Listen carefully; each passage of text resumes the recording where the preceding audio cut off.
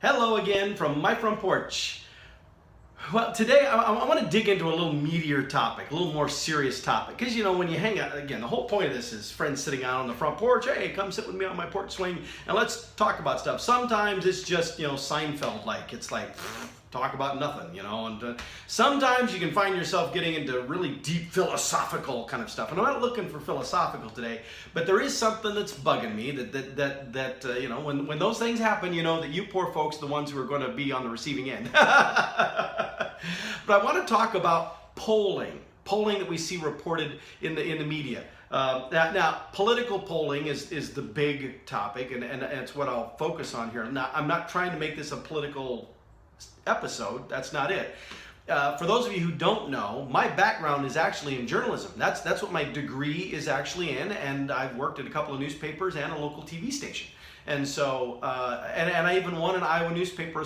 Well, I didn't personally, it doesn't have my name on it, but a whole special section that we produced at one of the newspapers I was working at that I was in charge of. I wrote most of the content in it. I took most of the photos in it. I was given an opportunity to do all the layout. I was sold the ads that were in it. It was my baby, and it won an Iowa Newspaper Association award. And so that's, again, my work has won my journalism work has won an award. And so I don't actively work in the journalism field anymore, but I do still consider myself at heart to be a journalist. And I don't think that'll ever go away. I hope it never goes away because I'm proud of that fact for the most part. Times where I'm not quite so proud of my first profession is when I read stories on polling. And the reason I say that is because there's that old cliche that figures never lie, but liars always figure. There's a lot of that in what we see in polling reporting today. And just in the polling that's conducted itself, let alone how it's reported. Now, right now, on a daily basis, you can see polls that say, that President Trump's approval ratings are going down, that nobody likes Trump, that people want him impeached. I want to be very clear. This episode is not a defense of Trump. It's not a defense of Republicans. It's not to attack Democrats. That is not the point here at all. This episode, I want to talk about polling. It just happens that the examples that I can talk about right now all seem to gravitate around those concepts. But they're not limited just to that because, frankly, polling shows up in marketing and advertising for products too, and I'll get to that here in a moment. But when I see a poll that proclaims that, in this case, President Trump's approval rating is dropped from 48% 6 months ago to 32% now. I'm making up numbers, but I'm sure there's a poll somewhere that says that. But you say, so there's this drop, and that the number of people that say that they would like to see him removed from office has increased 35%. I don't know. Since whatever, I'm making these numbers completely. I don't have an actual poll here that I'm reading from for this example. But let's say that's the scenario. I see that story and I'm like, wow, that's a big change. That's significant. And then if it's a decent story, way at the bottom of the story will be a link where you can click on to go to the actual supporting data, the actual survey results that will show you the demographics of who was polled, and it will show you the questions that were asked. These are two very important things because, again, back when I was in college, I did take a statistics class. Hated it. I barely passed the thing, and I don't remember hardly anything that we were taught at this point. But I do remember a few little morsels related to polling because, as a journalism major, those things connected. Those things resonated with me, and so I grabbed onto those things. And some of the things that we were taught were, number one, if your poll has a margin of error that is greater than 3.5%, it's not worth the paper that it's printed on. Now, I wish I had recorded my professor saying that. I wish that was quoted somewhere because a lot of the polls, when I go and look at the information, or even in the story itself, it'll say 3.7%, 3.8%, 3.9%. I don't know that I've ever seen one. No, I take that back. Back during the presidential election, I saw some that said almost as high as 5%. And yet people look at that and they're like, that's a small number. What's the difference? Every time you bump that margin of error up, you are stating how less legitimate your results are. Because what a margin of error means is, I'm telling you this is the information. However, I could be completely wrong. If I tell you that the poll results say that 55% of people believe this, 45% don't, but then I tell you that there's a margin of error of plus or minus 5%. In this case, what that really means is those results could be completely backwards. That's what that means. And so the margin of error is huge, especially when you're talking numbers that could be tight, could be construed.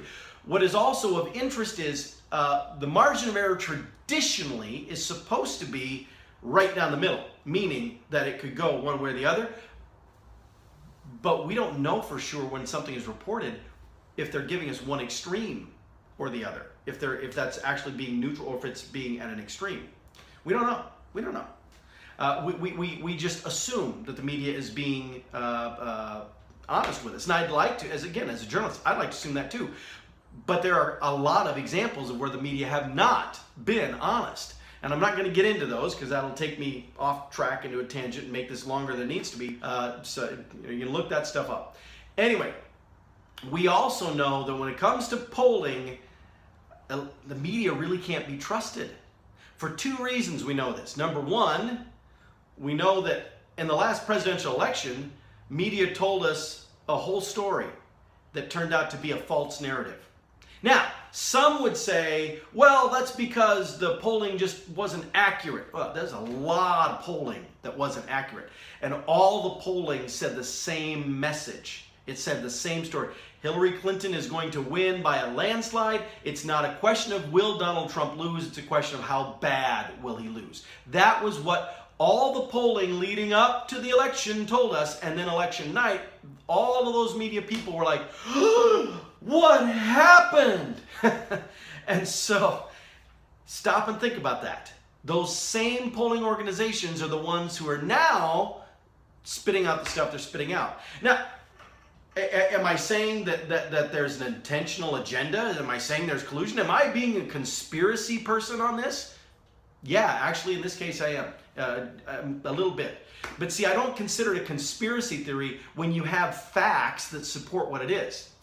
Let's turn the clock back a bit and let's talk about those emails that Russia supposedly hacked from the Democratic National Committee and Hillary Clinton's campaign. Now, I'm not talking about the 30,000 some emails that Hillary Clinton never turned over, the destroyed servers and all that, and that's a whole different issue.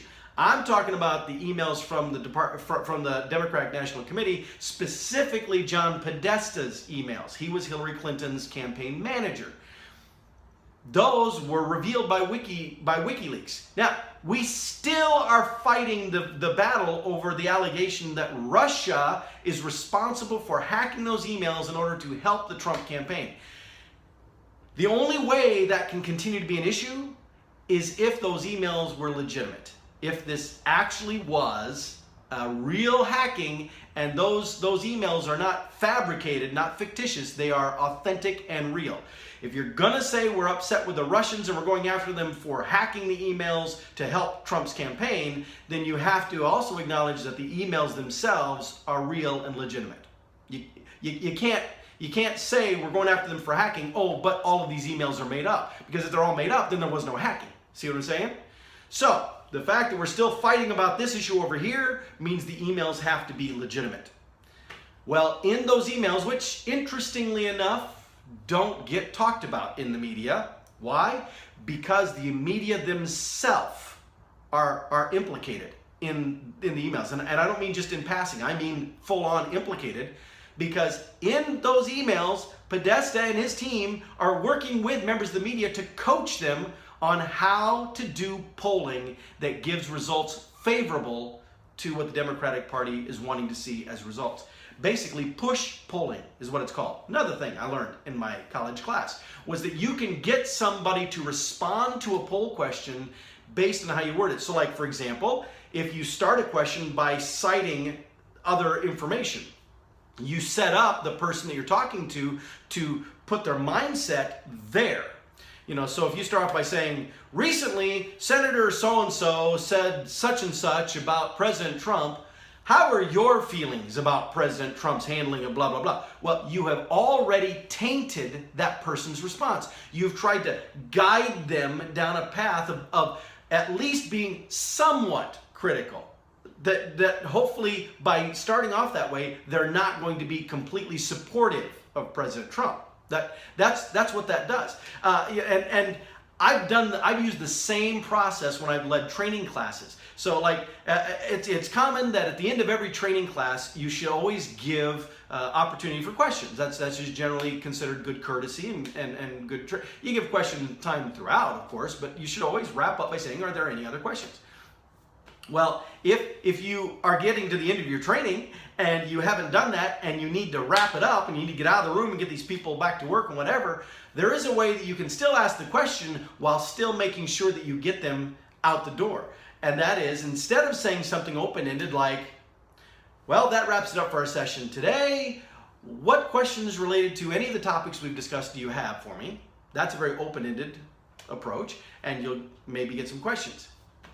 Instead, say something like, well, I see on the clock that our time is up. We got to get out of here because another group is coming in. I got to get you guys all back to work. And so we'll wrap it up here now, does anybody have any questions? Now, it's possible you'll still get somebody asking questions. That is distinctly possible. However, odds are, once you start off with that kind of a lead-in, you have now manipulated their thinking so that they will not ask questions, or at least they won't raise them in front of everybody else asking. They may come up to you personally and ask you a question afterwards, which is fine. But still, just by adding that little introductory piece, you have manipulated people to think the way you want them to think. Same thing works in polling. When a question starts off with something that frames the question and then asks your opinion, it is an attempt to influence the opinion of the person asking the question. And so that's why I go into the poll data and I read the questions and I see how many of them are leading questions in that way. Additionally, I'm also really, really, really saddened by what at this point I can only assume is an overt attempt to make sure that the polls that are done are biased. Because when the demographics, ABC News especially, is the worst violator of this. I've yet to see one of their polls that I would consider to be fair in terms of its demographics. When they do their breakdown of Democrat, Republican, Independent, without fail, Republican only accounts for 1/4 of the poll participants. Democrats and Independents account for 75% of the people asked. You say, well, but that's okay because, independents, they're going to go either way. Are they? Because that's another thing I remember learning in my statistics class, is that you can get certain results that you might want based on who you ask and when you do the asking. So if I was doing a telephone-based poll and I called the Deep South, and I said, do you consider yourself Republican, Democrat, or Independent? And they said, well, I consider myself an independent. I'm an independent-minded person. I'm not beholden to any party. Okay, I'll put you down as an independent. There's still a good chance that independent leans conservative. But if I call, say, Southern California, or I call New England, and I'm said, hey, I'd like to talk to you, or do you consider yourself Republican, Democrat, or Independent? And they say, I'm an independent. Yes, sir, I'm an independent. I'm not beholden to either party. Okay, well, then I'll put you down as independent. The odds are that independent leans, in some cases very heavily, in alignment with Democrats. In fact, they might not be a Democrat or Republican because they don't feel either party goes to the extreme enough. People think independent means moderate, means middle of the road. No. I've met a lot of people who are independent because they were a Republican and now the Republican's too wishy-washy and they want to go farther to the right. I've also met independents who feel like the Democrats are just playing games, they're not doing anything legitimate, and so they want to go completely to the left. And so when you see independent, the intent is we're supposed to believe, oh, that's somebody who is neutral. That's somebody who's in the middle. So you got Republican, you got Democrat, and in the middle you got the sane and rational independents. Not necessarily. Depends on where you did your polling from. Depends on who that independent audience is. And all of that was not just in my class in college. It's in the Podesta emails. That kind of instruction is in the Podesta emails. How to do the polling to get the results that you want. And if that's what was happening during the last presidential election, in order to manipulate the populace, in order to get the voters to think a certain way, why would we believe that stopped just because Hillary Clinton didn't win the election? What would lead anyone to believe that approach to polling ended? There's absolutely nothing to give you that impression. In fact, quite the contrary. When you read polls, even if you don't do all this other background work, even if you don't dig in to see what do the questions say, what is it truly, when you think of the billions of people, when you think of even just looking at people vote in specific state, usually there's millions of voters in a state or hundreds of millions of voters that are voting for one candidate or whatever, but you think about all these massive numbers of people, and then you look at a poll of 700 to 1,000 people, and that is supposed to tell you how the nation feels about any given topic. I'm sorry, but I find that really suspect. I think that's a stretch, especially since one of the demographics that never gets reported is where were these people? What part of the country did these people come from? They'll say it's a nationwide poll, but how do we know? That data is never included. All of that aside though, even if you don't do all that level of homework and dig into it, stop and think about why are you even seeing the poll in the first place? What's the point of the poll? It's a legitimate question. I'll tell you what the point of today's polls are, sadly. It's to attempt to get you to think a certain way. It's like in marketing, in commercials. 4 out of 5 doctors say blah, blah, blah. 9 out of 10 dentists, blah, blah, blah. What's the point of telling you those statistics? It's to get you to say, whoa, well, if the majority thinks this, then I want to be with the majority. Same thing is going on with polling right now. When you see a poll that says, this is the shift that's happening, this many people feel this way, this many people that, the purpose of that is not to report out, oh, here is what's going on, just FYI. The purpose of that poll reporting is to get you to think like the majority in that poll. And again, that's part of the Podesta emails. Go look them up for yourself. I'm not fabricating that information. So again, as a journalist at heart, my heart is heavy because I feel like the members of my own profession have really kind of sold out. That it's Machiavellian. That they agree with a certain worldview that they may want to promote, and they're willing to do whatever it takes to promote that worldview. And this is the results that we get. So anyway, that's my little ranting here this morning about polling. And so thank you for sticking it out. If you're all the way here at the end of this now, the sun, you can see, is now we're getting to a point in the year where the sun comes up over my neighbor's garage just at the wrong time. It's like, hello, can you still see me? But anyway, I need to get going off to work. So there, I've vented about polling. Do whatever you want to with it, but just know that when you read a poll, don't use it to decide your point of view. Look at it, it's interesting, read it, but choose your point of view based on what you have researched, based on what you know.